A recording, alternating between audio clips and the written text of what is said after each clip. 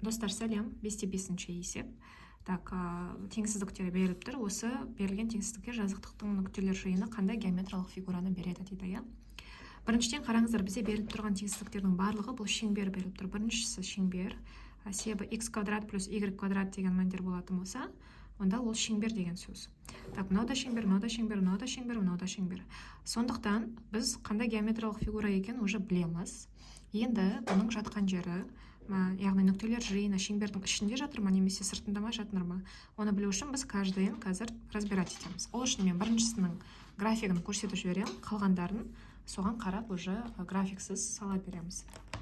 Так, біріншісін қарайтын болса, так, бізде біріншісі O нүктесін, яғни центрін анықтау керек бізге. Центрі дегеніміз O нүктесі x пен y-тің нөлге айналатын мәндер. Яғни x-қа мына жерге -2-ні қоятын болса, ол x нөлге айналады ғой, дұрыс па? Яғни x-тің центрі -2-де, ал y 0 деген нүктеден өтетін шеңбер. Енді бұның радиусын білу үшін, радиусы деген ол мына 5-тің түбірі. Так, 5-тің түбірі біз шамалап біліп алатын болса, 5-тің түбірі дегеніміз бұл 2-де 2 деген мәнді береді екен. R 2-де 2-ге тең. Так, яғни мен бұның шеңберін қазір салып көремін. O нүктесі -2-де 0 деген, яғни осы нүктеде өтеді деген сөз ғой.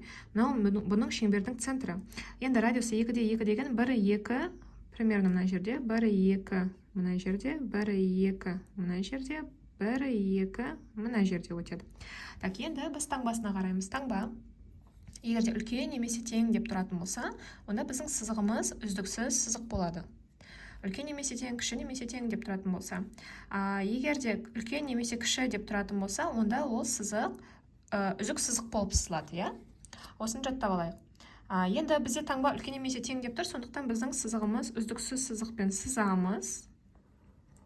Одан кейін таңбасына қараймыз. Таңба бізде үлкен немесе тең 5-тен деп тұрса, яғни мынау радиусы 5 деген, мынау 5-те отырғанына түбір 5 деген сөз ғой. Мынадан үлкен деп тұрма, яғни мынауға оның радиусы. Мынадан үлкен деп тұрса, біз оның сыртын аламыз. Шеңбердің сырты деген сөз. Үлкен немесе тең деп тұрса, тағы да қайталаймыз, шеңбердің сырты. Егер кіші деп тұрса, шеңбердің іші деген сөз. Міне, бізде сонда мынаның жауабы получается, бұл фигура шеңбер, шеңбердің сырты жауабы. Енді келесі екіншісін көрейік. Екіншісінде графигін уже салмай-ақ қояйық. X квадрат плюс y минус 2-ның квадраты кіші немесе тең 7 деп беріп тұр. Біз білеміз, бұл фигура уже шеңбер екен білеміз. Енді шеңбердің іші сырты екен білу үшін мұны таңбаға қараймыз. Таңба кіші немесе тең деп тұр. Кіші немесе тең деп тұрса, ол шеңбердің іші деген сөз. Яғни шеңбердің іші деп жазамыз. Келесі үшіншісі x плюс 2-ның квадраты плюс y минус 2-ның квадраты үлкен немесе тең 4-те. Таңба үлкен немесе тең деп тұр. Яғни бұл фигура бізде шеңбер үлкен деп тұрғаннан кейін, яғни бұл радиустан үлкен дейді. 4-тен үлкен деп тұр. 4-тен үлкен дегеннен кейін ол шеңбердің сыртын қарайды деген сөз. Ал төртіншісі x квадрат плюс y плюс 1 квадрат кіші немесе тең. Бұл жерде шеңбер тоже беріп тұр. Кіші дегеннен кейін ол шеңбердің ішін қарайды деген сөз.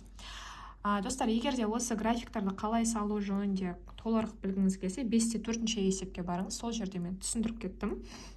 Бұл жерде бізде график салу берілмеген, сұрамаған. Мен тек біріншісін сіздерге түсінікті болу үшін салып көрсетіп отырмын. Бізге тек қана қандай фигура екенін сұрап тұр. Қандай фигура екенін біз жазып көрсеттік.